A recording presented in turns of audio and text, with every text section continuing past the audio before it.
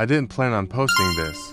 I wrote most of it down the week it happened because the details were crowding each other in my head and I was forgetting what came first, what came next, what belonged to which night. It's been almost a year now, and the order is still clear to me. Not because I've gone over it 100 times, but because it sits in me like a bruise you keep bumping into by accident. If you've camped the river hills in late October, you know the smell I'm talking about. Cold leaf rot, damp iron in the air, wood smoke from some other site you can't see. That's what the weekend was supposed to be. A last trip before winter. There were 4 of us. Me, my buddy Aaron, his girlfriend Kayla, and her older brother Matt. We took 2 vehicles so we could split gear and leave one at camp if we wanted to poke around the old bunkers over in Mason County without tearing down the tents. We set up in Wayne National Forest on the Ohio side at a primitive spot off a rutted spur that drops toward the river. It wasn't deep back country, but once the leaves were down, it still felt empty. The main road was up the ridge, and after you cut your engine, the silence was the kind that starts ticking in your ears. I grew up with that quiet, and it never felt like a threat to me until that weekend. Weather was gray and steady, the kind of daytime where it feels like evening by late afternoon. We got to camp while there was still enough light to pick a flat pocket between sycamores and set the 2 tents. You could hear geese on the water somewhere and the occasional coyote yipping far off. Normal fall sounds. We had a small fire going by the time the light bent down into the trees. The plan, stupid as it reads now written out, was to eat and then drive over the bridge to check out the igloos in the McClintock Wildlife Management Area, the old World War II explosives bunkers. Aaron had read about them and Kayla wanted photos. I'd been once in daylight years back. Concrete domes and weedy fields mounded over with earth and brush, doors open to cool air, and graffiti echo like a gymnasium. People party in them, teens spray paint names and band logos. Urban legend baggage all over the place. I wasn't hunting ghosts. I figured we'd poke around, get creeped out, come back, sleep. We ate hot dogs and a pack of brats. Burned the first ones, ate the second round. Anyway, by the time we put the grate aside, it was already dim enough that headlamps showed white floats in your breath. We piled into my truck, left my cooler chained to the picnic table, and took the ridge road out. The drive over felt normal.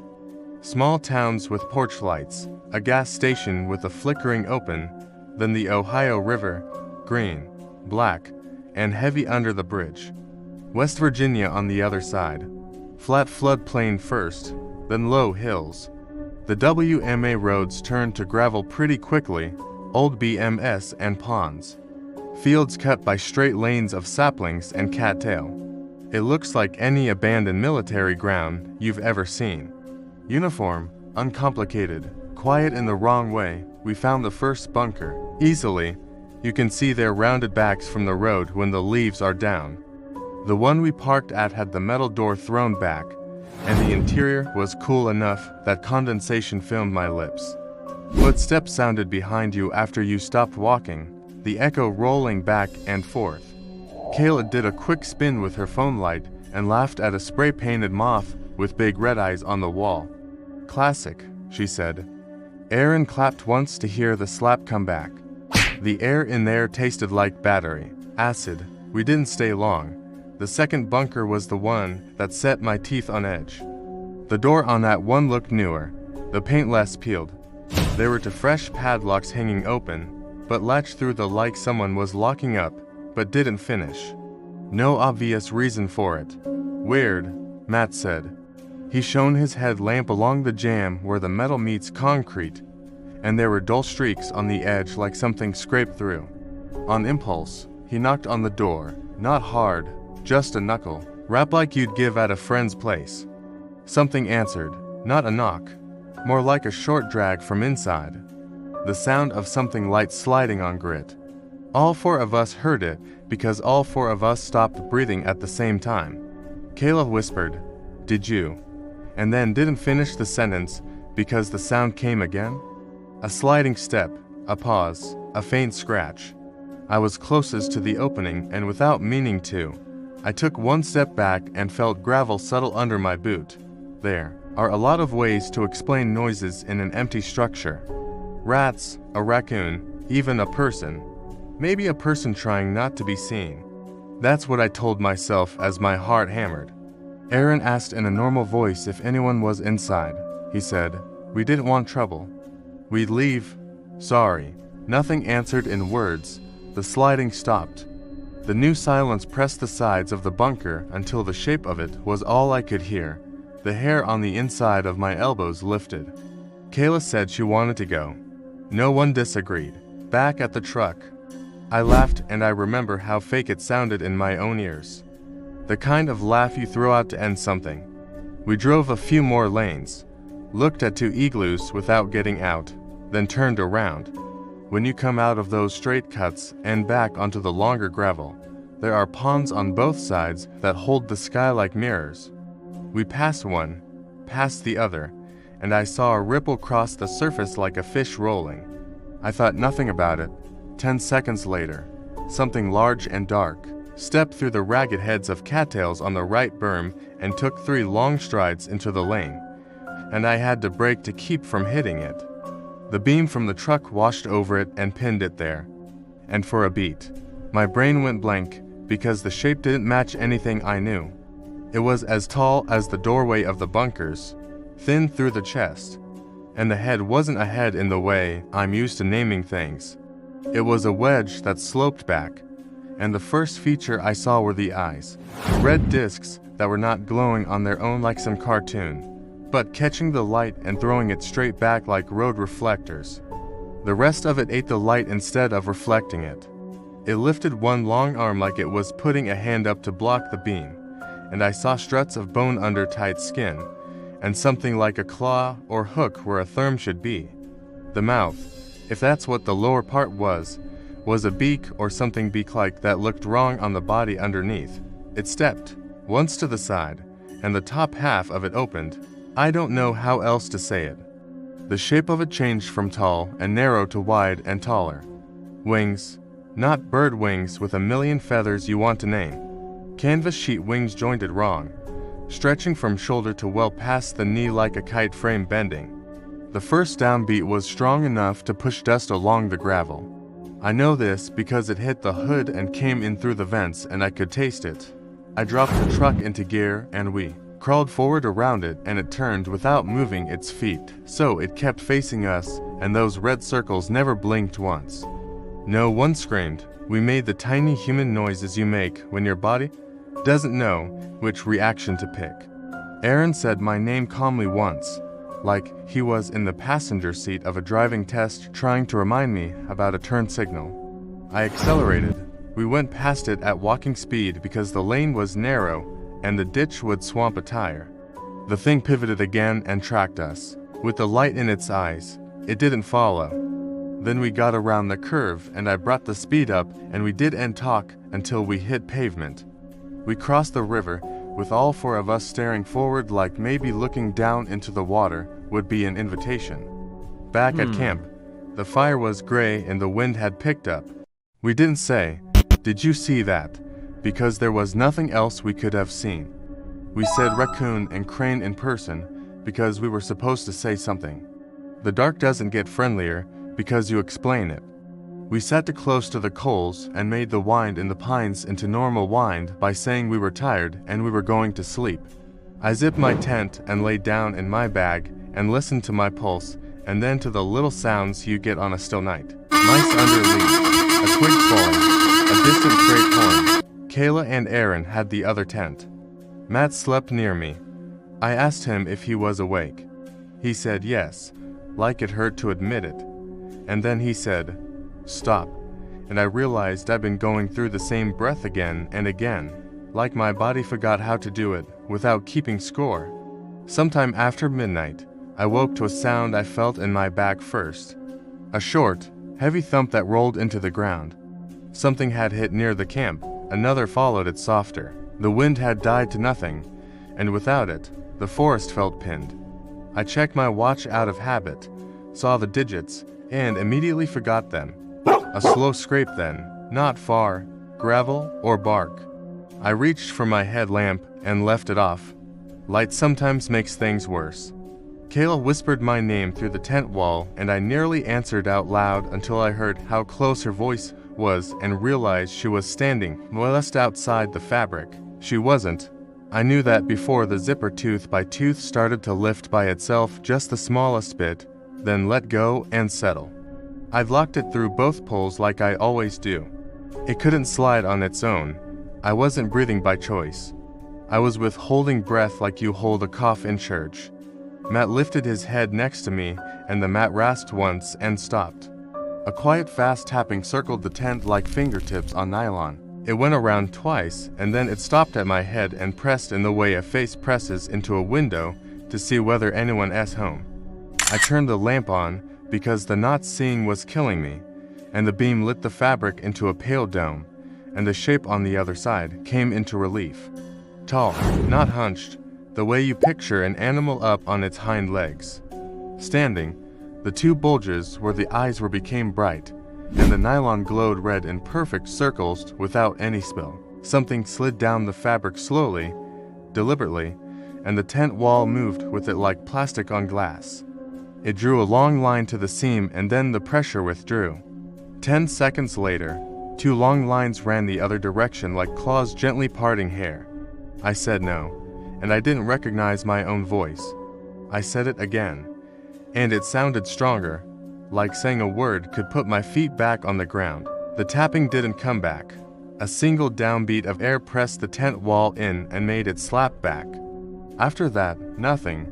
Only our breathing and the tiny tick of ash settling in the ring.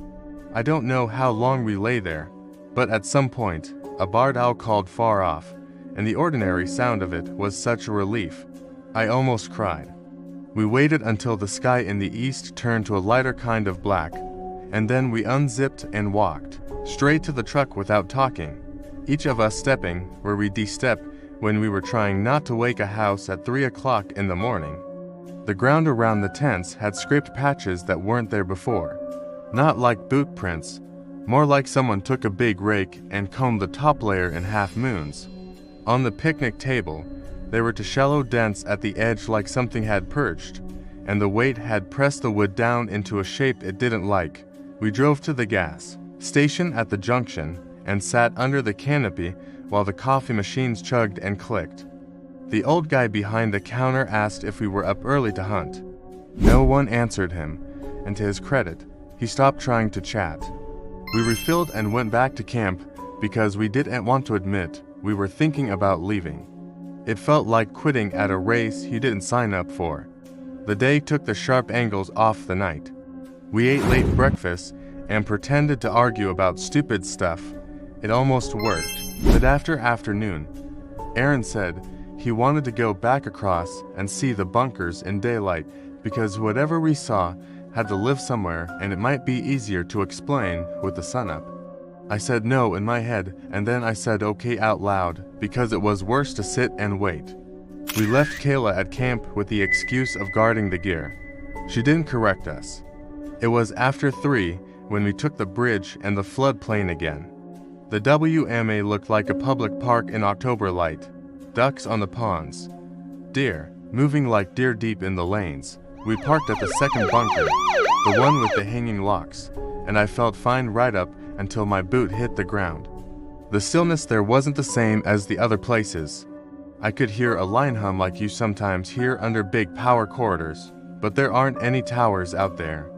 It was low enough that I wasn't sure I heard it until it cut out and then started again, and I knew I had. The open padlocks were gone. The door stood wide like a mouth. The streaks on the jamb had more of them. Clear arcs were metal.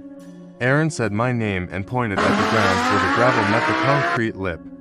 There was a dead robin there in pieces, not torn the way a dog tears a bird. Laid open from throat to breastbone with nothing messy around it. The head sat up right 3 in from the body like someone propped it to face the door. We didn't go inside. We backed away together without turning around because the open dark was worse than the idea of seeing something by accident. In the truck, Aaron fumbled the keys and they fell into that place between the seat and console that eats everything. When he came up with them, he was laughing in that same empty way I'd laughed the night before. We pulled out quick and hit the long gravel, and then the longer one in the pond slid by. That S when the hum came back louder, and the radio fuzzed with white noise even though I had it off. The windshield, which was clean, picked up a smear like oil and water right in the center that moved toward me like a slow drop. I wiped at it with the back of my hand, and my palm came back dusty like fine ash. When the shadow crossed the lane in front of us, my foot went to the brake without me doing it. It wasn't a silhouette like a hawk or a goose. It was the absence of light in the shape I'd seen the night before, moving faster than it had any right to move, low enough that the brush on both sides bent toward the center as it passed. It came down in the gravel 3 car lengths ahead, and the impact puffed dust up to my bumper.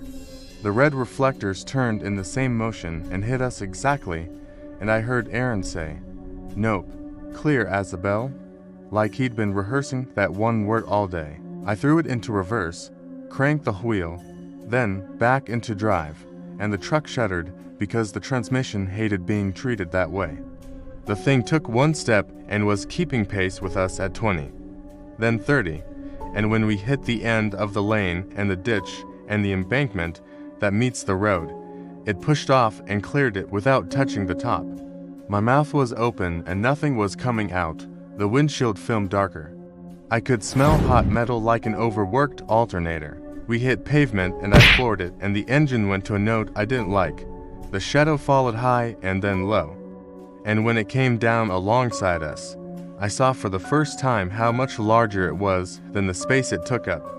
That doesn't make sense unless you've seen something that makes air feel crowded.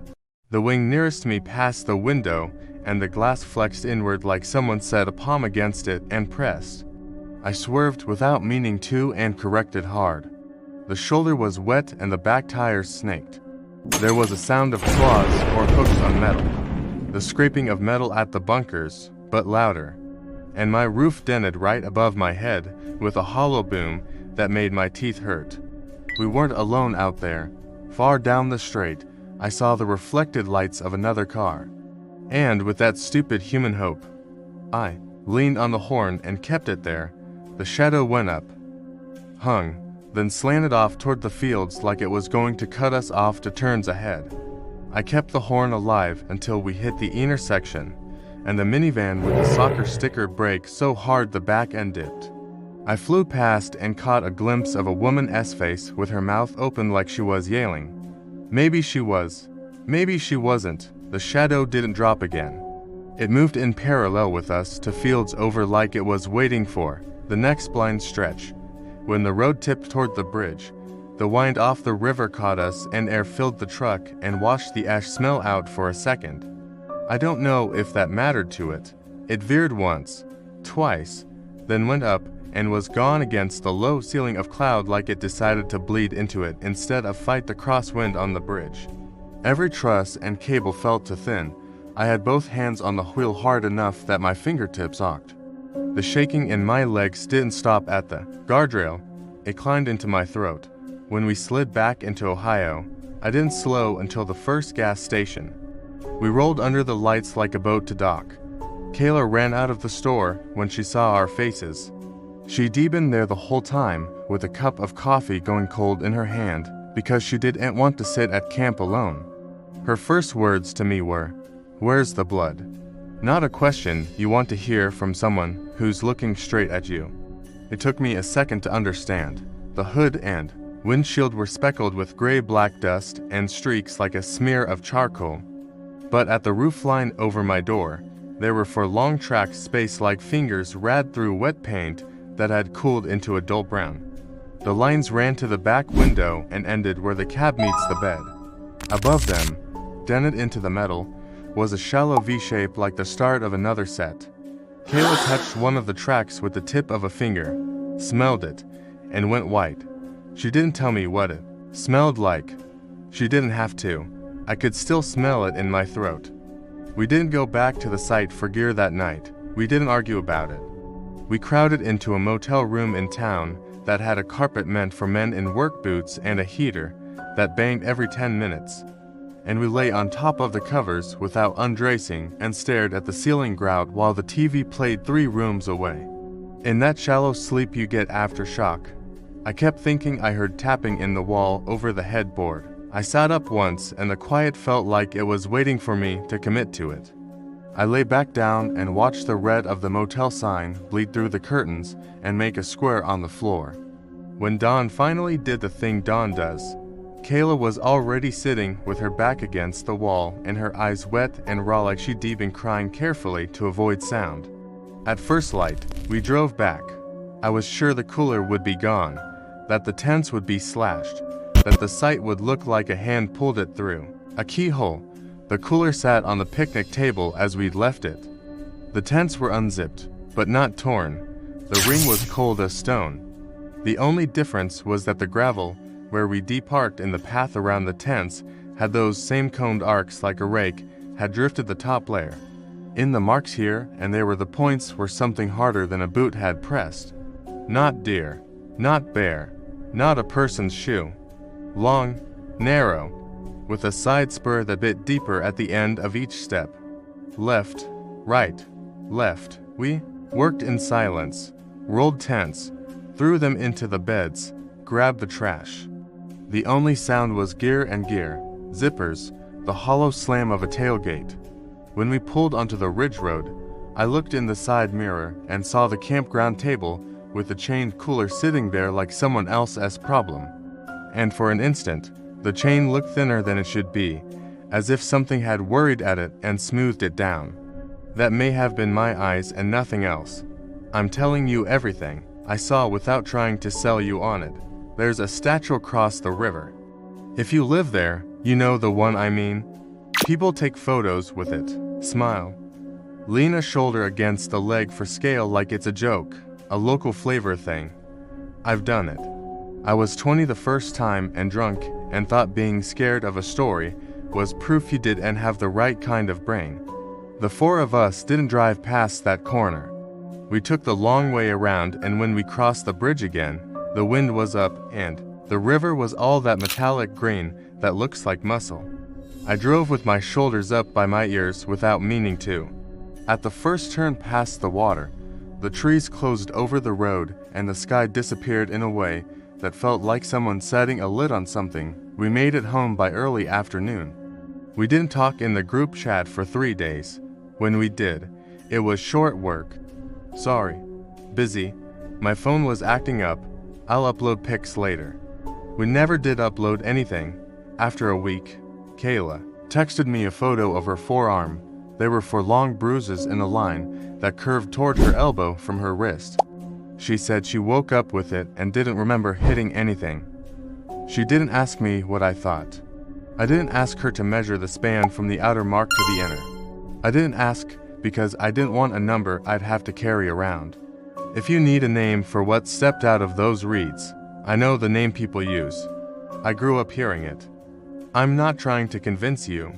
I know what to red circles look like when a light finds them and throws back too much. I know the sound of something heavy coming down on gravel and the way a tent wall bows when air moves wrong over it. I know the dent in my roof and the streaks I couldn't wash off for months no matter what I used. That's what I had. That's all I have. I sleep fine most nights. The river wind comes and goes in my head like a truck passing on the highway. Now and then in the middle of making coffee, something will press into that, quiet behind my eyes, and I'll think I hear a slow, dry tapping on nylon from a place that isn't here. When that happens, I stop what I'm doing and stand and wait for it to go flat again. I don't tell anyone. I don't go camping near there anymore. I don't drive those roads at night. I don't cross that bridge unless I have to. That's as close as I get. I bought the cabin outside Marshfield because it was the last place on that old class 4 road you could still get to, with a regular truck, and the first place where the cell bars went to nothing, and the noise from Route 2 was just a memory.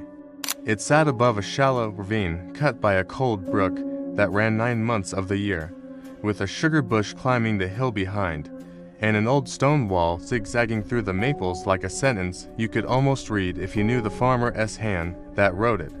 The porch faced a small meadow, and beyond that a narrow skirt of birch and beech, and the darker line of spruce that marked the start of the real woods. It wasn't fancy. 2 small rooms, a propane heater, a black pipe chimney for the wood stove, tin roof that rattled the way it should in rain. I came up to cut and stack to clean stovepipe, to check lines to shovel snow off the roof when the winters threw weight at it. I worked in Montpelier, and the cabin fixed a part of my mind that the office could end. I paid cash for it because the man who had it before me didn't want a second winter of climbing the road, and he was done. I took his deal and his advice. Keep food in metal bins. Park facing downhill when the forecast hints at ice, and don't fight the mud. I added one thing to his list later. Watch the tree line. That first fall, I was there most weekends. I put up a plastic tank to catch roof water, replaced the screen door, and cut in a walking loop down to the brook so I would beat a single trail into muck. On this second weekend of October, I noticed a doe in the meadow at last light. That's not rare. I saw a deer along the road and in the neighbor's pasture, but this doe planted herself square with the porch and didn't graze. She didn't flick her ears at black flies. She held her head steady like she was reading something. I stood inside with the lights off and watched through the sill of the front window. When I moved to the right, her eyes followed the movement through the glass as if she had me, not just the motion. She held like that for minutes. When I shifted left, she tracked. When I crouched, she tried to adjust her angle without stepping. There was a notch missing from her left ear, a deep V like it had been torn years ago.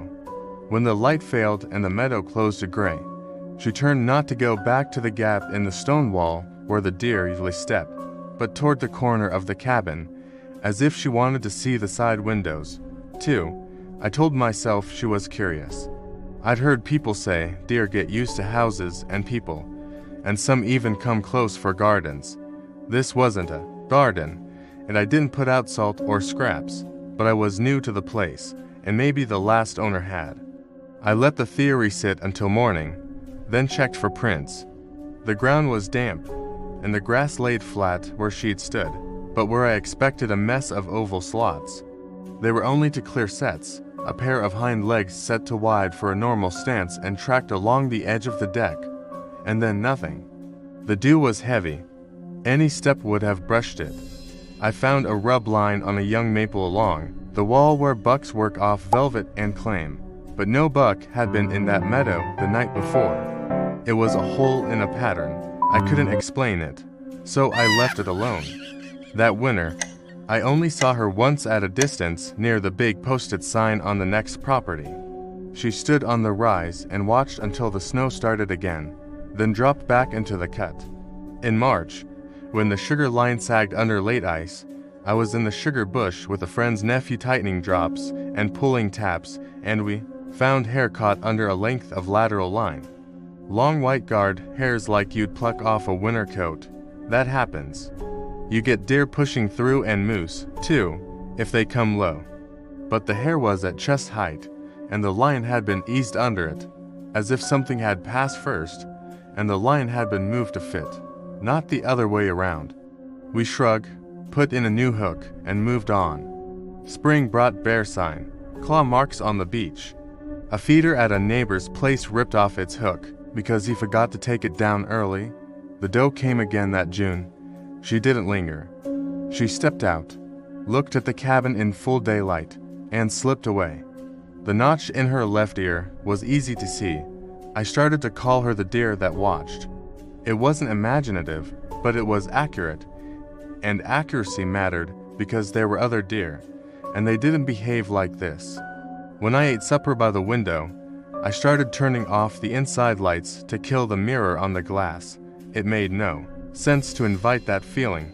The second fall, the porch light began to snap on after midnight, and I could never catch what tripped.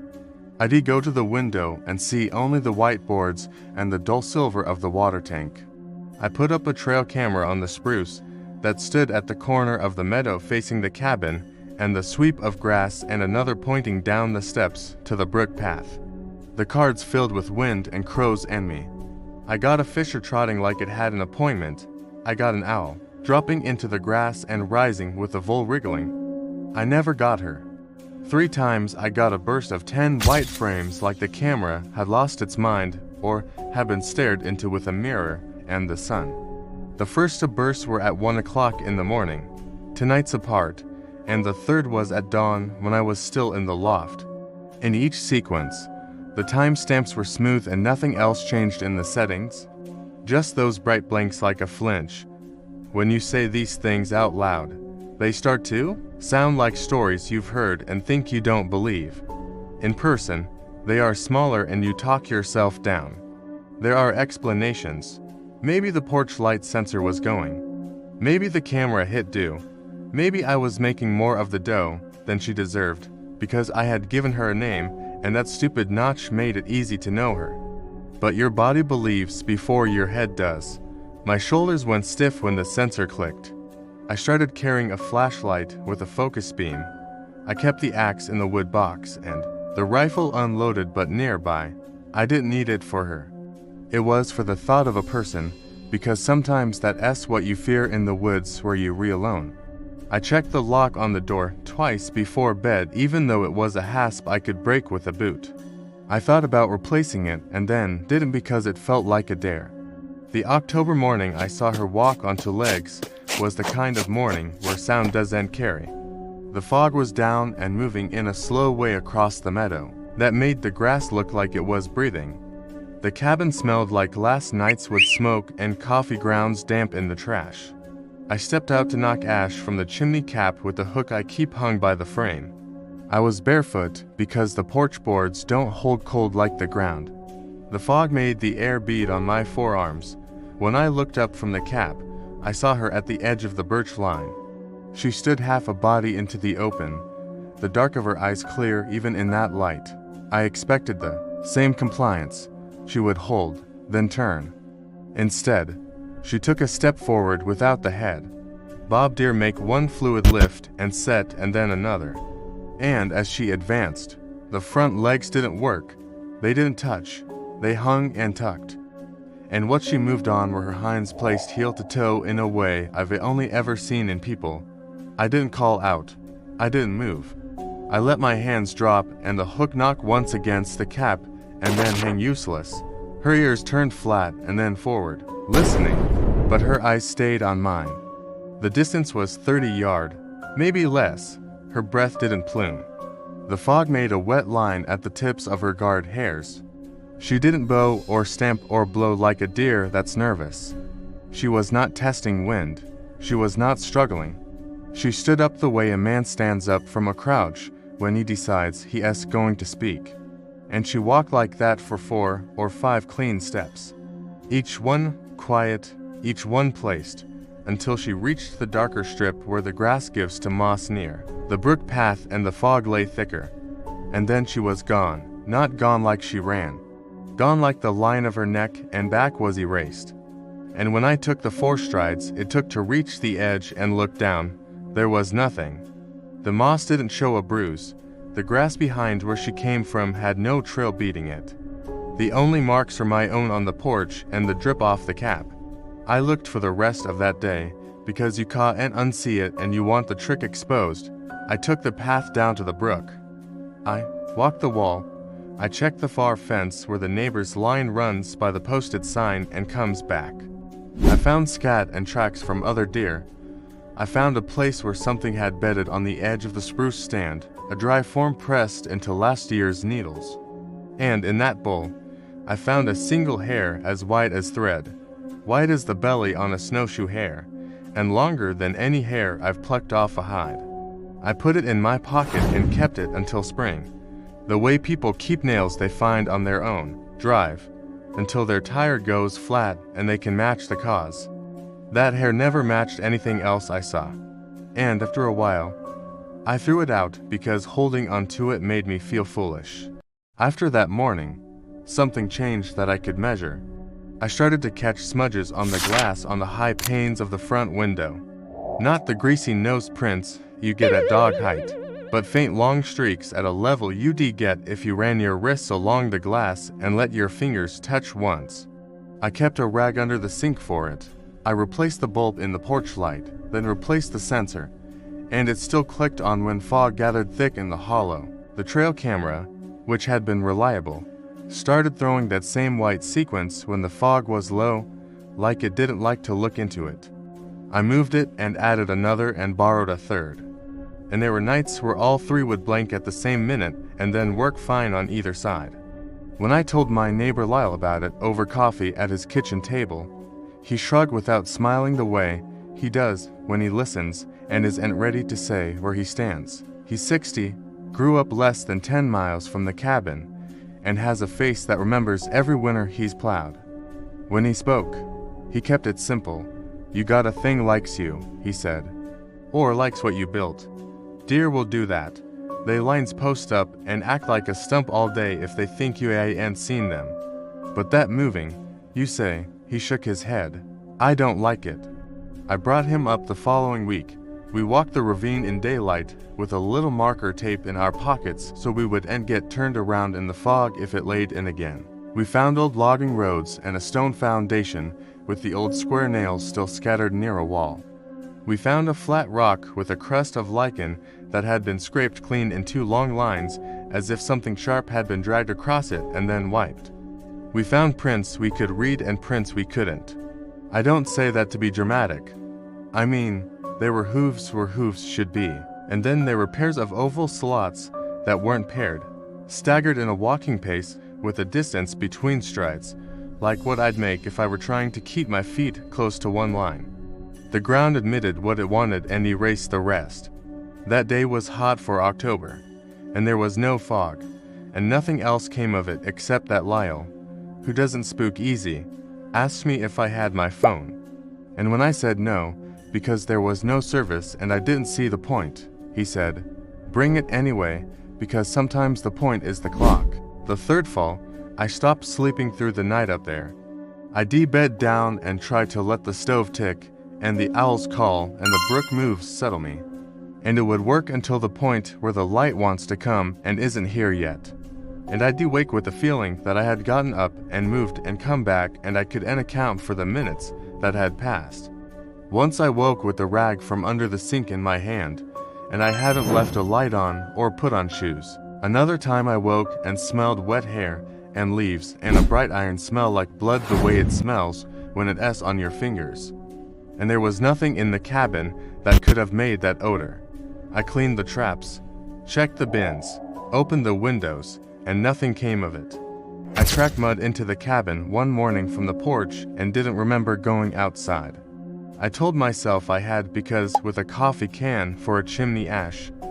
I step out half awake sometimes without thinking. I blame myself like you do when a thing doesn't fit. October bled into November and rifle season came. I don't hunt there. It's too close to the line and I see hikers in the hollow sometimes and the last thing I want is to scare someone who cut in by mistake. But I wear orange and I keep the radio on for the noon forecast because when snow comes on that road, you make choices early. On this second Saturday, I had friends up for an afternoon. We grilled venison from another freezer and split wood and told the same stories about the same storms. At 4, they left to beat dark.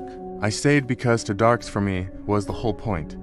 When I was alone, the porch light ticked on, ticked off, ticked on again. I looked out and saw the wet boards and the night insects. Then I saw a line move in the grass at the margin of what the light could carry. It was not the clean path you get when something walks and pushes with its chest. It bent and straightened like a knee moves. I said her name in my head even though I never named her anything but the deer that watched. I felt stupid for giving her a shape before I saw it. When the line reached the flower pots, I leave turned upside down for winter. One flipped quietly and then was set up right again. It didn't fall. It didn't roll. It came up from the ground into its spot like a hand had placed it gentle. I stepped back from the glass and found the rifle and held it without chambering around because I didn't want to make the sound of the bolt. I kept the light off and let my eyes work. Nothing else moved. And after a while, the fog took the porch back and the night was just night. I could end this at that October morning when she walked the way she walked and vanished. and that would be enough to carry the main point of what I've lived with since. But that's not how it ended. When what you fear starts at the margin of a meadow and keeps to the edges, you can convince yourself you're safe inside your four walls. You check the latch and you go to sleep. But the 4th October broke that boundary. It started with small things. I woke one Wednesday with the high window in the kitchen cracked open half an inch. It sticks. I use a butter knife to help it along when I want a draft. The knife was on the counter and the window had no smear on the inside, but the outside had a new long mark on the upper pane, like a finger had streaked it from above. I checked for a ladder I don't own and for scuffs on the siding. I found nothing. On Friday, the wood box, which lives on the porch against the wall, was pulled out to feet and at an angle, like someone had looked behind it. The boards showed the parallel marks where it had slid forward without rocking. There were no boot prints alongside. Saturday morning, the metal bin where I keep flour had a dent that hadn't been there, as if it had been squeezed, not hit. That Saturday afternoon, Lyle came up without calling. He is not a man to waste gas or time. He stood on the porch and let his eyes work. And then he came inside and sat and did and drink what I poured him until he had the words right. "I seen your doe," he said, and used my plain word for her, "down below the lower wall yesterday. She walked out when I come by, and I set to walking away. She kept to the trees. I don't make a habit of staring deer down, but I checked her. The ear," he pointed his own, "gone at the tip. Same as you said. She held stupid and didn't feed. When I turned to go, she done a thing I never saw with my eyes before. She went up on the hinds and she stepped like a person steps. No hop, no little run. He stopped.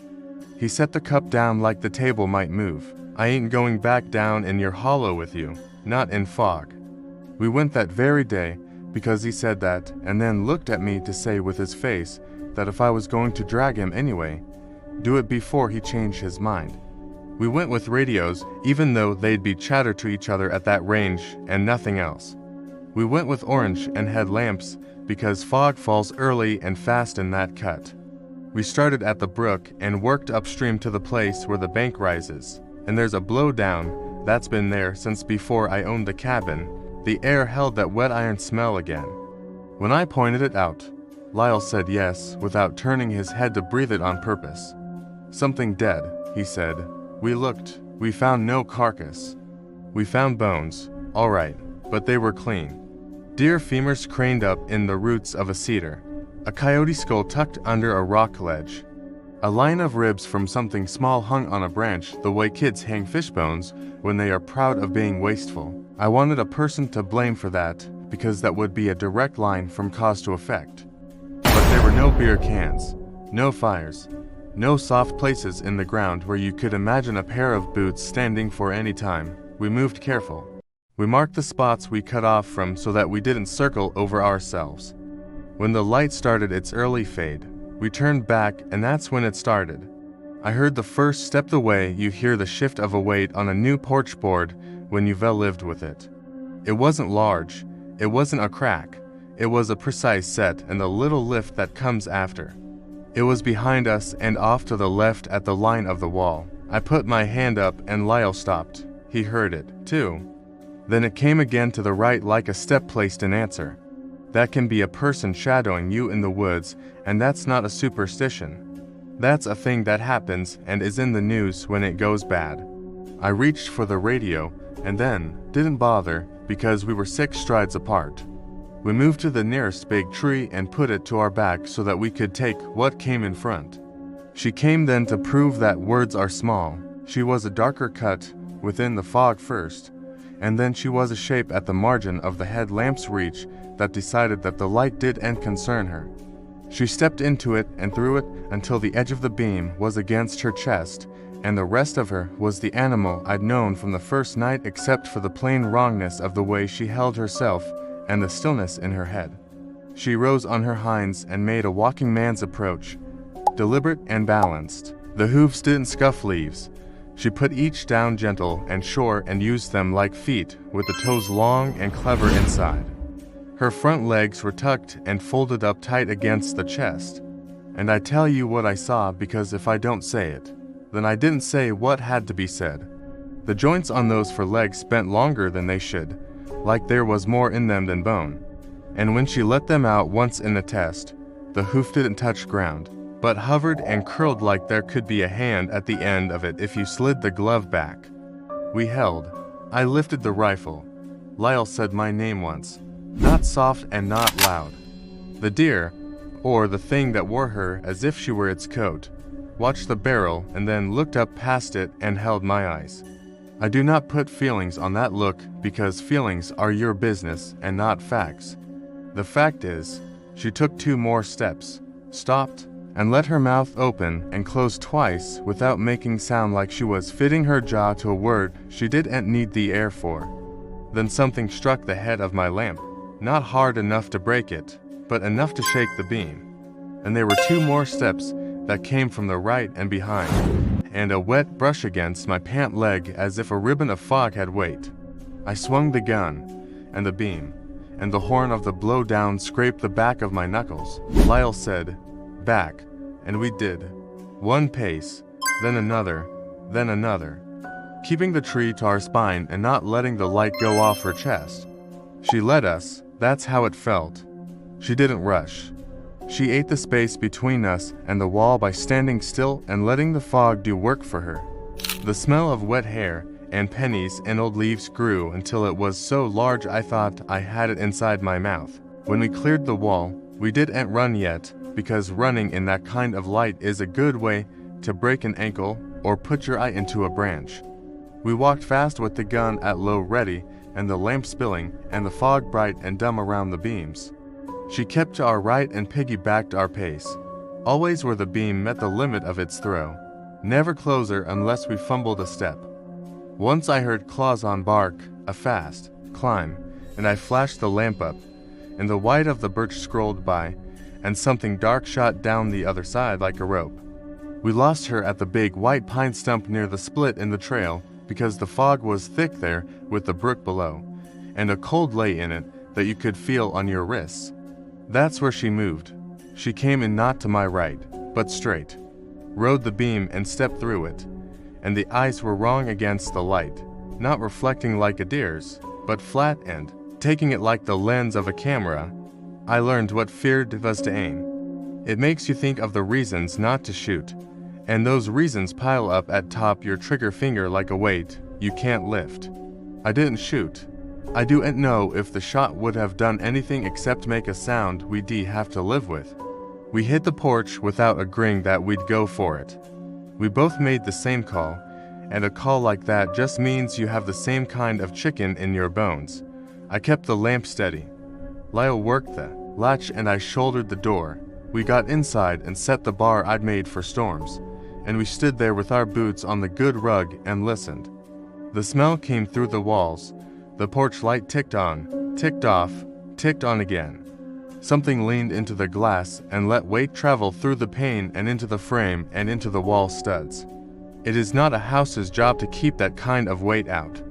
Cabins are for weather and time and people. It held because the nailers and the sheet and the siding wanted to hold. Then something slid along the glass from high to low, and a sound came through it like a breath held to long released at last. A hand would make that sound if it were long, and you let each finger go its own way down the pane and left the print for me to wipe later. A hoof would not. The porch boards didn't squeal. There was no scrape. When the weight left the house, it left all at once. We slept none. That's a clean sentence for a night that you taste when you say it. We stood a long time, and then we sat with the rifles at our knees and the lamps off and the stove dying because I wouldn't get up to feed it. When the first color came and the fog lifted, we opened the door. The porch was wet, but not marked.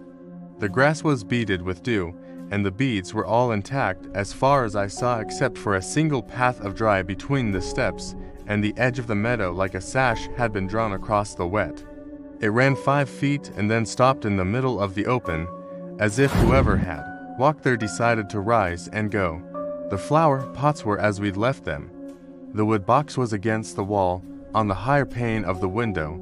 There were 5 long faint streaks like fingers, set wider than mine apart. I wiped them with the rag and didn't show them to anyone because I was done with that kind of conversation. We tried to leave right away and learned what panic does to trucks. I backed up fast and dropped a wheel off the edge of the little shoulder and had to rock it and lay spruce boughs to get grip. The road down is narrow and the gullies drink trucks when you misjudge a soft place. Lyle got out and walked ahead and spotted and kept talking so I didn't move the wheel where I shouldn't. Twice he told me to stop and twice I ignored him by a foot and he swore without moving his feet. We got down and when I hit pavement and the truck stopped trying to slide into the ditch, I let out a sound I don't ever make and didn't want him to hear. He didn't look at me and I didn't look at him. He got in his own truck and followed me to town and didn't peel off. We didn't talk in the Cumberland Farms lot when we got gas. We nodded and he went his way and I went mine and nobody asked us why our hands shook like we had low sugar.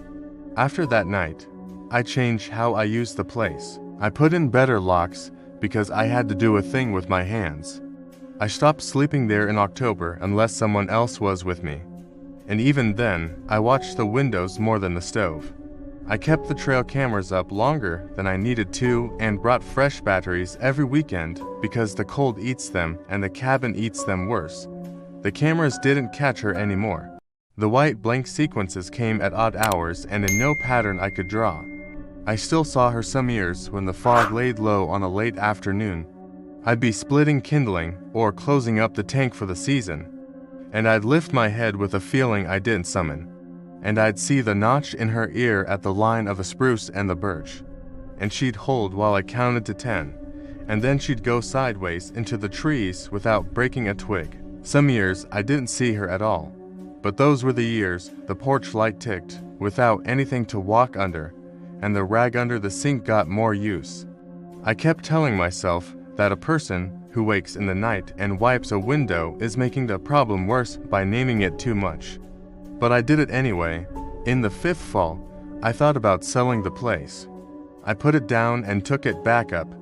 I told myself that what happens in a hollow happens there, whether you are present for it or a mile away. I told myself that fear is a small dog that learns tricks if you feed it. I told myself a lot and none of that touched the one truth I couldn't dress up. I did not want to be in the ravine below that cabin in the fog ever again. When I say fog, I mean the kind that does not move, that sits and holds and feels like it has hands. There are fogs that lift quick and show you that you are silly. And there are fogs that hide what hides in them and are proud to do it. That day in the hollow, something decided we didn't get to have the ground. I believe in maps and lines and stone walls, but whatever stood up in front of me has its own boundary that runs right through mine. Last October, I brought my brother up because he asked to hunt birds, and because I thought the sound of another person's boots in the leaves and the rough talk would anchor the place to the ordinary again. It worked all day. We saw grouse and misted clean and laughed. We drank coffee and cursed the cold and made plans for the winter repairs. We didn't go down to the brook. We stayed on the old roads and the dry. At 5, a fog came fast and thick. The porch light clicked and the pail by the door rolled once and then stopped. We packed up to go and my brother walked to the steps to take the last bag.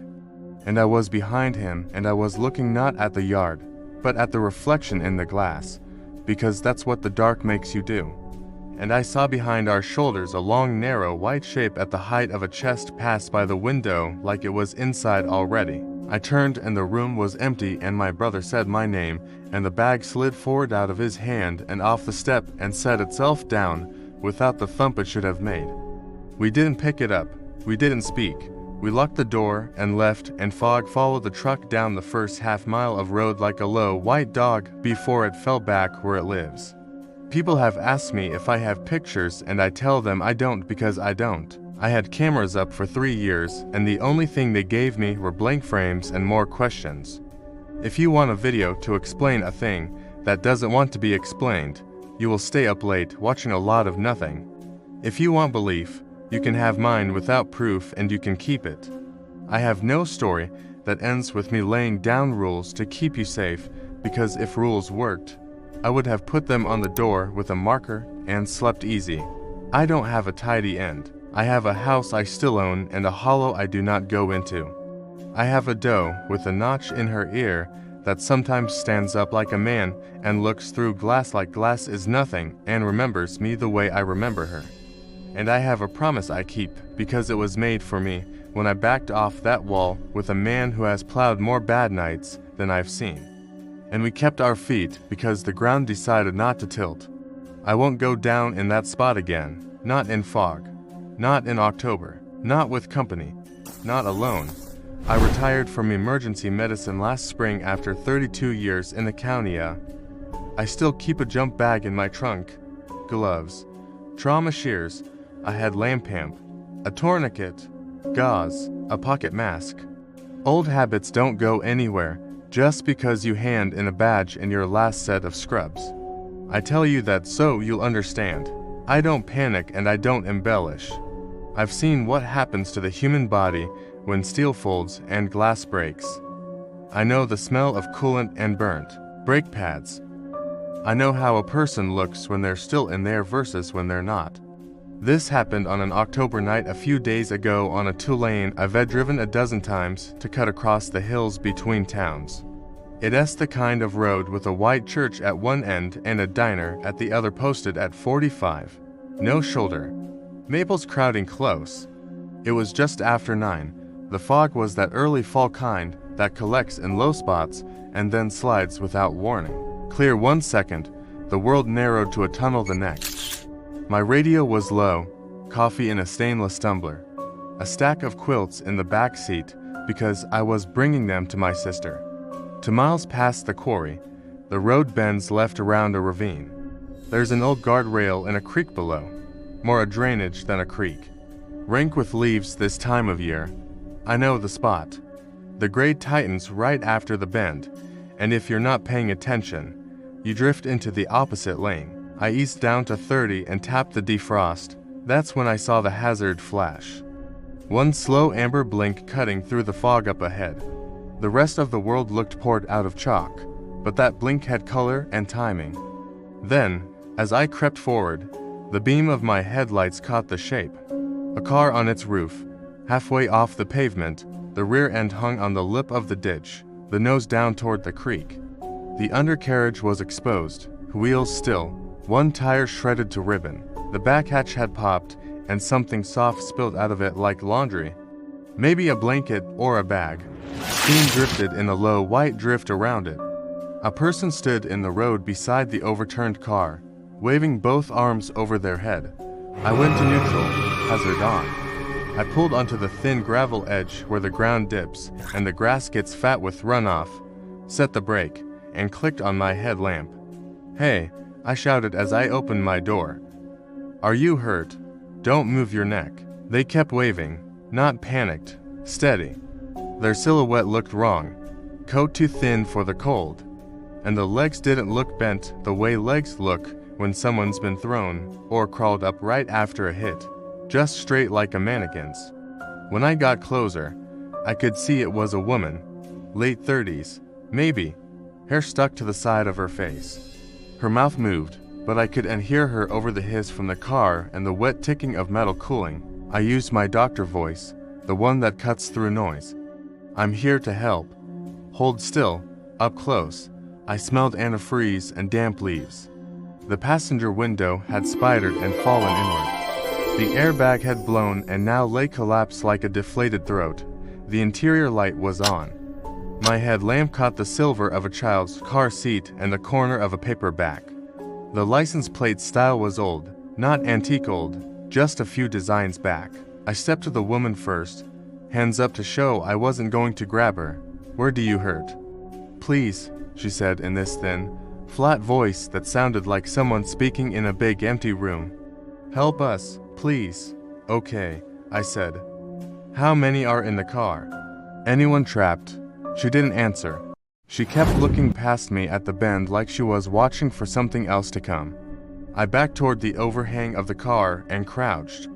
"If you can tell me your name, I called as I peered into the opening where the passenger window had been.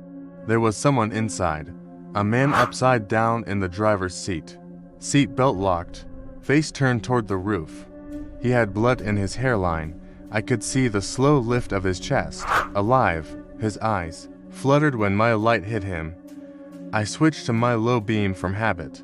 Sir, don't move. I'm a doctor. I'm going to call for help. Are you having trouble breathing? He made a sound that could have been no or could have been all the air left in him leaving at once. I stepped away and dialed to bars. 911, I said when they answered, giving the route number, the mile marker at the church to miles back, the bend near the ravine, details about the car. Dark crossover, roof down, male driver with unknown loc, one female ambulance. I described the hiss and said I couldn't smell fuel. Send fire and EMS access is tight, but possible. Units are en route, the dispatcher said. She asked my name. I gave it. She asked if I could stay on scene. I said I could. She asked what I was driving and told me to put my flashers on if they weren't already. I said they were. Ma'am, she said a second later. I'm showing your phone location in the next county over. Are you sure of your mile marker? I'm sure, I said. I just passed the quarry and the white church. There's a creek. Copy, she said. But her voice got the strained edge dispatchers get when the map and the report won't match. Stay on the line. I slid my phone into the chest pocket of my jacket and snapped on a pair of nitro gloves. The woman still stood in the road. Her hands had fallen to her sides now. Where's your pain? I asked again. Can you feel your fingers and toes? She blinked and raised one arm like she was about to show me a scrape. Only the light caught her skin and it didn't shine the way wet skin shines. It looked dull like paper. Please, she said. We went over. He stuck. It's okay, I said. Help is on the way. I ducked under the rear of the car to see if the exhaust was a risk. The muffler had bent. The pipe didn't look crimped. No visible fuel leak. I could see the creek just beyond, black and slow with damp leaves clotted along its edge. Frogs made that dry clicking sound they make when the temperature drops. No other cars. No footprints except mine. When I stood and turned, the woman wasn't where she had been. She stood at my passenger door. She hadn't walked. There weren't prints. She was just there, hand on the glass, like she was trying to look in at my seat. She didn't leave a mark on the window. Her breath didn't fog. Ma'am, the dispatcher said in my ear, the trooper is coming down Route 7 now. He's passing the quarry. He doesn't see a crash. Can you flash your headlights? I'm on Route 27, I said. Not 7, 2 different roads. Tell him the ravine with the old guardrail. A pause. We're not showing a 27 in that direction. I turned my headlamp toward the bend to make myself easier to spot. The beam caught the reflective paint on the guardrail post and the blink of my own hazard lights. The hazard on the overturned car had slowed. It wasn't the steady factory pattern anymore. It was long short with a drag in between like the battery was dying. The man inside made a soft, choking sound that pulled me back under fast. I reached in through the window hole, careful not to shift weight against the car. Sir, I'm going to support your head. Don't try to turn. Can you squeeze my hand? His fingers moved. Weak, but there. Good, that's good.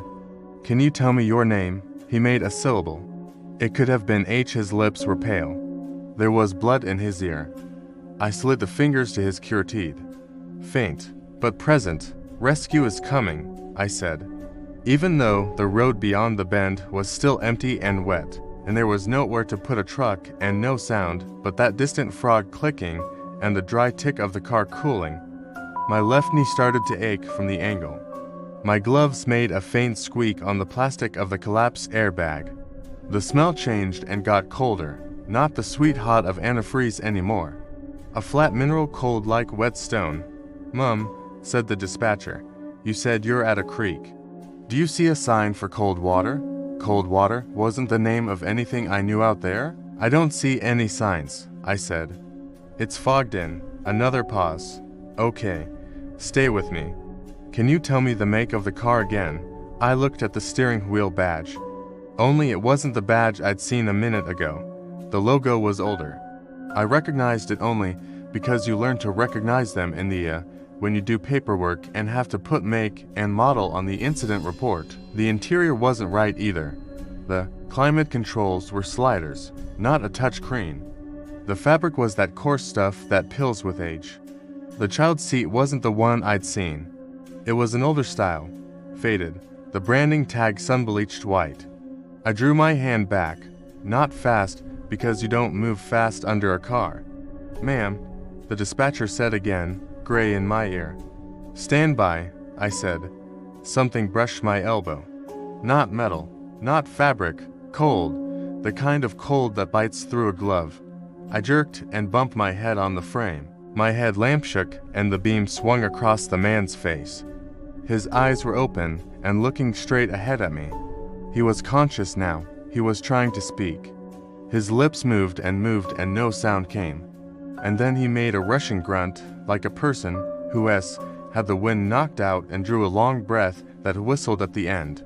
Don't try to talk, I said. Squeeze my hand if you can feel this. He didn't squeeze, his fingers twitched. Behind me on the road, someone said, "Help us," in that same flat, empty room voice the woman had used.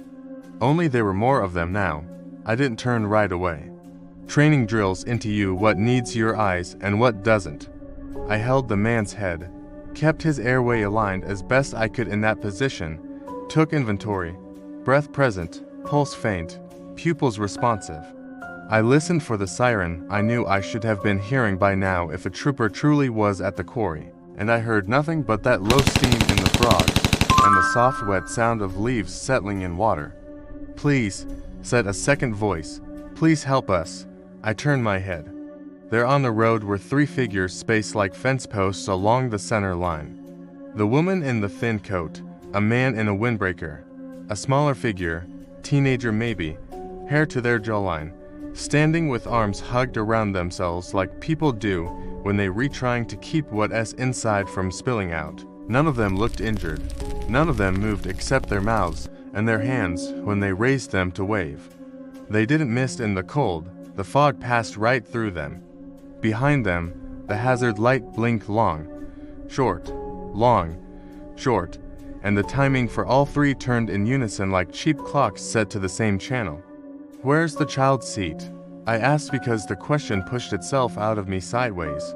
Wrong, like a hiccup. I hadn't meant to say it. I hadn't even been thinking it until my mouth made room for it. The teenager's head turned toward me slow, and even from that distance, I could tell their eyes were wrong. Not bloody, not glazed, just wrong in the way eyes look on a person who has fallen into that depth where they still replaying the last clear moment while everything else sloughs away. He said, "We can't get him out." I don't scare easy. I do get angry. "Back up," I said louder, working to keep my voice even. "All of you, back away from the road. I need to get the driver stable. Back up so the truck can get in when it arrives." They didn't move. The man inside the car whispered, "Don't," and I could tell the don't was for me, not for them. I leaned closer. "Don't." He used a tiny little breath the way people do when they retrying not to make their chest move. "Don't let her take you down." "Who?" I said. "Who's her?" The woman in the thin coat raised her arm again and motioned to me with this jerky, childish little scooping motion. "Come on, come on, come on." My phone made a sound like a recording played backward, and the dispatcher's voice wobbled and said, "Ma'am, the trooper returned to the station. He checked both routes. We have no crash at your location. Do not approach an unsafe vehicle. If you feel unsafe, remain in your car." "I'm not in my car," I said. "I'm under the vehicle with a live patient," Static hissed. Then, clear as a bell, a second female voice came on the line and said, "You were supposed to stop." "I did stop," I said. "Who is this?" My headlamp flickered. A shadow moved across the beam like a hand, but there wasn't a hand.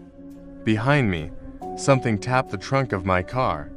3 taps, Slow and spaced, knuckle on metal. Okay, I said, because you have to give yourself instructions, sometimes out loud like you would give them to a junior. What's next?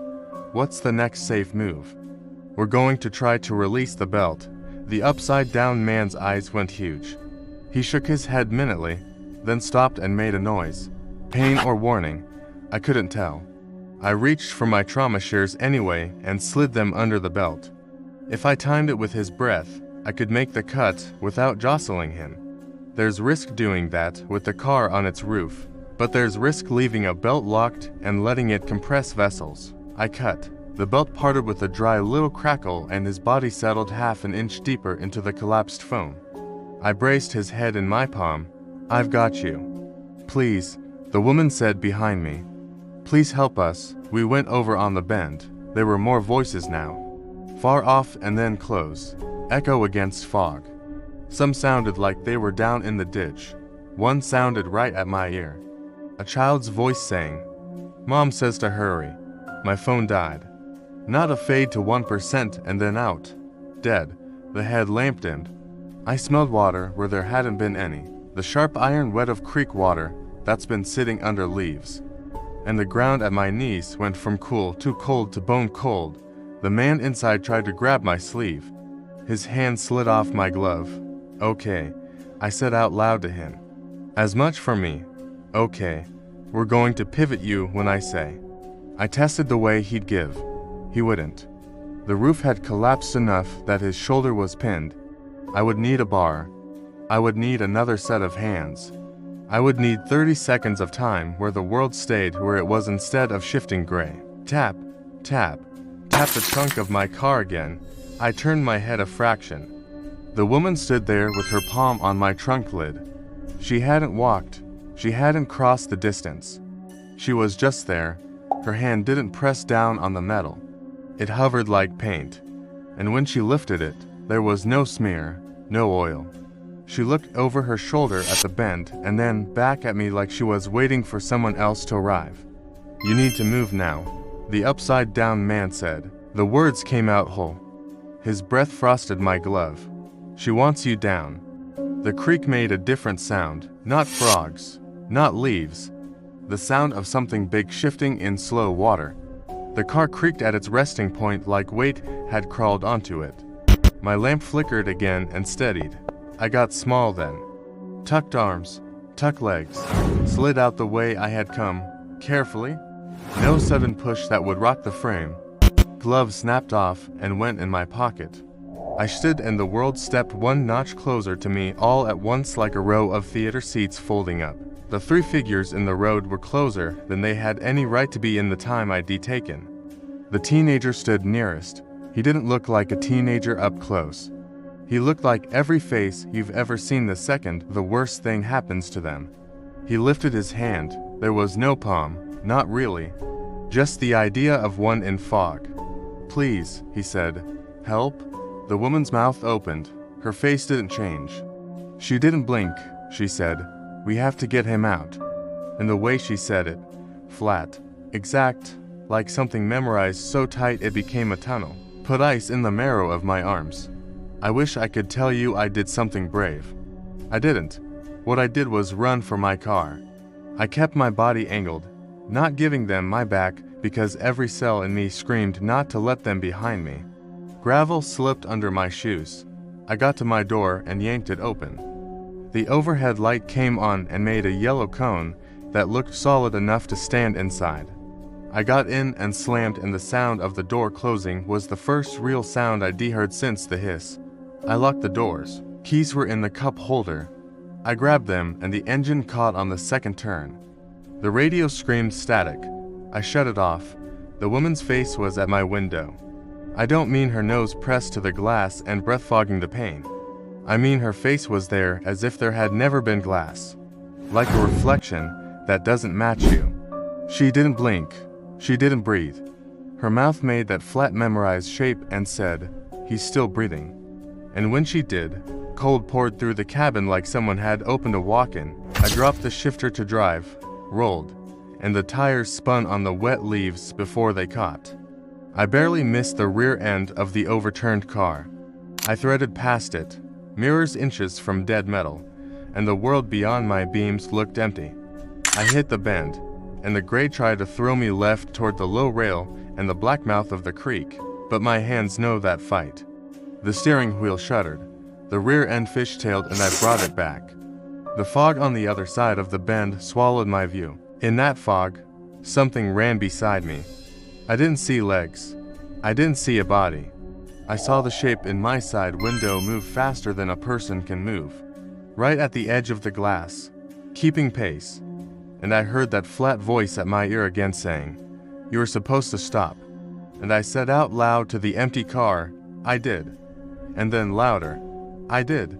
Because saying it made it real and made me less likely to do the other thing. Jerked the wheel hard and let the grade have me. I took the next turn to fast, straightened, and then the hazard light blinked in front of me again. The same amber pulse, the same angle, like the car had picked itself up off the road and set itself down half a mile ahead to wait for me. The figures were there, too, spaced along the center line, hands rising together in that steady school gym wave. The teenager lifted both arms this time, like someone trying to flag down a bus. The woman turned her head and watched me come. I didn't stop. I didn't even downshift. I kept my foot where it was, and I drove right through them. There was no sound, and there was a sound, not a thud, not a bump. The closest word I have, a pressure change, like the cabin lost air all at once, and a crack inside my ears, and a taste like pennies at the back of my tongue. My headlamp, still strapped there useless, flickered on my temple and went black. The car's dash clock reset to 12. The hazard blink on the road snapped off like someone blew a fuse. I drove. I didn't check the mirror. Somewhere behind me, 3 slow taps came again, separated by distance and time on metal I wasn't anywhere near. The fog thinned as if a curtain had been dragged across the hills. The road widened. There were utility poles again instead of just trees. A lit sign appeared ahead. The gas station that sells bait and sandwiches and oil funnels, the kind of place that stays open for hunters and truckers. I pulled in wide, nose toward the door, and braked to a stop so hard the coffee tumbler bounced. The motor's idle sounded huge and stupid. I turned it off, and for a second, I heard nothing. Not the station radio, not the cooler buzz. Like all sound came back in a thin strip of tape and had to spool in from the edge. Inside, the man at the counter didn't look surprised to see a woman my age come in wild-eyed, with gloves still hanging half-pocketed and head lamp dead around her neck. He looked how clerks look at closing time, hoping you'll buy, not trying to talk. I put my hands on the counter and realized they were shaking so hard the nitrile snapped at the wrists. He handed me a paper towel like we were in a kitchen. "You okay there, miss? Call the sheriff," I said. "There's a car rolled over at the ravine on the bend. Driver breathing but weak. No obvious fuel. No fire. You'll need extrication. Send a truck down through the church side. It's tighter on the quarry side." He didn't move to the phone. He looked over my shoulder at the empty lot and then back at me. "You got turned around." I didn't. He gave me a long look that wasn't unkind and wasn't patronizing. "It was practiced? You came past that bend after 9, didn't you?" "Yes." He nodded once like he was checking something off a list he'd run many times. "You said you saw hazard lights?" "Yes." "And folks waving?" "Yes." The shaking had settled into my shoulders now. "You'll send someone." He picked up the phone then and dialed without looking at the keypad like his fingers knew the numbers. He kept his eyes on me.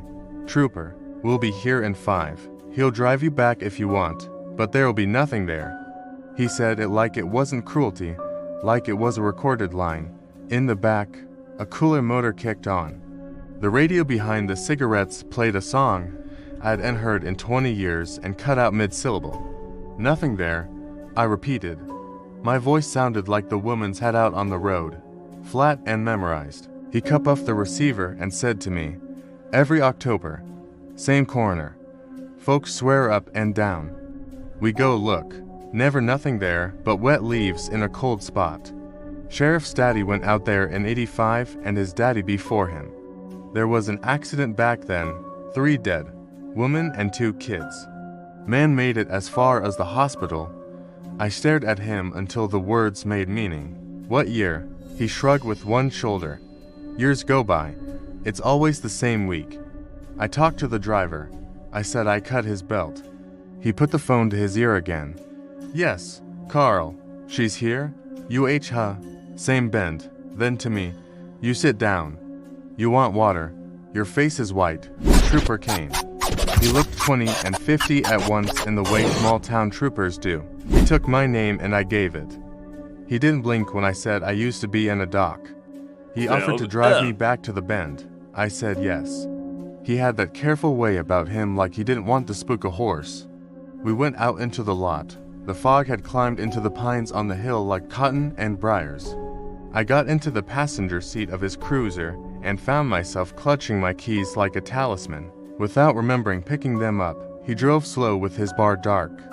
Just a little shutter click of radio now, and then like the set was clearing its throat, we took the turn past the quarry. We took the straight where the little white church sits close to the road with its painted sign. We came to the bend. There was nothing there. No scuffs on the road, no glass, no tracks in the wet verge where a bumper might have scraped, no heat in the air. The guardrail sat dented the way it's been dented for years. The creek made its small sound. The frogs clicked. The fog watched us without a face. He put his car in park and didn't get out. He let the motor idle and set his hand soft on the wheel. You want to walk it? He asked. You don't have to. I didn't. I knew if I put my feet on that pavement and saw nothing, the part of me that keeps its lists and checks its boxes would free fall. I kept my seat belt on. I looked down at my hands. There were marks on my left wrist where something cold had closed on me under the car, or at the car, or not at the car. Not bruises yet, just the early pale kind that bloom with time into ugly fingerprints. He saw me looking and pretended he didn't. My mom says to tell folks, it's the fog playing tricks, he said, like that was a joke he always made. I just tell them to fill up at Phil's and go home the other way. We don't close the bend. People still need to drive. You ever stop to help them? I asked. My voice was normal again. I don't know when it returned. Once, he said softly. When I was green. Saw a kid waving. Never touched ground when I ran. You know what I mean? Like I wasn't quite in my body. Got out there, and there was nothing but my own breath and the sound of my radio half a mile behind me. I heard my partner call my name like it was coming underwater. Last time I went out on foot on that bend, we drove back to the station. He wrote down what I'd said and didn't tell me I imagined it. He didn't try to tidy any edges. He asked if I had someone to call. I said my sister. He let me use the phone on the desk with the coiled cord. While I dialed, the fluorescent light over the break room blinked twice and then steadied. A coffee machine gurgled and then held its breath. Somewhere a printer woke, groaned, and went back to sleep. I said I was fine and I would be late and I would see her in the morning. I checked into a motel that has carpets the color of old tea and a front desk clerk who pushes the pen toward you with 2 fingers like she's not trying to rush you, but she is. In the bathroom under the light that makes everyone look ill, I took off my jacket and rolled back the sleeve. The marks had come up, for ovals along the inside of my wrist, thumbprint deep on top. I pressed them, and they acted a little like a bruise that's thinking about blooming. I touched my head where I'd banged it under the frame. There was a stinging scrape. I washed it with hotel soap and patted it dry and watched the water go pink down the drain before it turned clear. I set my dead head lamp on the counter, and it turned itself on for half a second in that down-out way electronics sometimes do when they give up their last. The beam ran across the mirror and caught my face. For that half second in the glass behind my shoulder, there was a smear on the tile like someone had lifted a wet hand there and let it slide. I didn't sleep right away. I lay down with the TV on low and watched the drawers of light move across the ceiling every time the car went past on the highway. At 12:17, my phone lit from where I'd left it on the knit stand. Dead. It showed a missed call from unknown. I picked it up out of habit. The log said the call had come in at 9:17. That was the minute I first saw the hazard light blink through the fog. I put the phone face down and listened to trucks pull through the lot and leave again. Somewhere a siren crossed the town on the far road. Not close. No Doppler. Just a line of sound going from one side of the night to the other with no beginning and no end. I thought about the way the teenager had lifted both arms the second time I saw them, like a kid trying to make a bus driver stop after they'd already pulled away from the curb. I left the quilts in the back seat for my sister. I left my headlamp on the motel counter. In the morning, when I walked past my car, there were 3 pale ovals of dew on the trunk lid where dew should end stay once the sun s up. 3 spots dry in the shape of fingertips, and a 4th that had dragged a short distance toward the edge as if something had tried to climb on and slid. On my way out of town, I didn't take the bend. I didn't go past the church or the quarry. I didn't look toward the notch where the fog pulls. When I hit the main road, I kept driving until the hills lay behind me and the radio stations changed to ones with different call letters. The coffee in the tumbler had gone cold. I took a sip and put it back and left it there, lid shut, the bitter taste still on my tongue the whole next hour. Like penny water, you can't spit out.